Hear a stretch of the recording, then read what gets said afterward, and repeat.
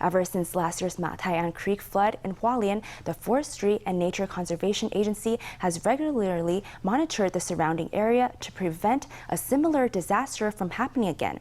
And now the agency has discovered a new 3-hectare barrier lake located just 7 kilometers to the north of the site of last year's disaster.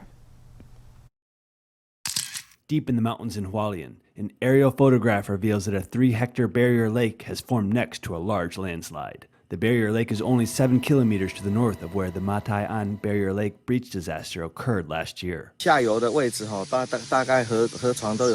an elevation difference between the riverbed and the settlement downstream, so currently there's no need to be overly concerned. Our evaluation is that the barrier lake's location is very deep in the mountains and it's not accessible by road, which is why we haven't recently had anybody get close to that body of water. Ever since the Matai'an Creek disaster, the Forestry and Nature Conservation Agency has routinely monitored the nearby area. The agency found a new barrier lake where the upper reaches of Wanli Creek passes through the Tianshan Forestry Culture Park. The body of water is deeper in the mountains than last year's barrier lake at Matai'an Creek. The closest settlement is Wanrong Village at 22 kilometers away, and there's also Shibao Bridge and Wanli Creek Bridge, which are 24 kilometers and 27 kilometers away, respectively. Many landslides have occurred near Wanrong Village, so the closest cars can get is 3.5 kilometers, and there's no hiking path that leads to the body of water. As a result, a helicopter was sent to inspect the area on Monday morning.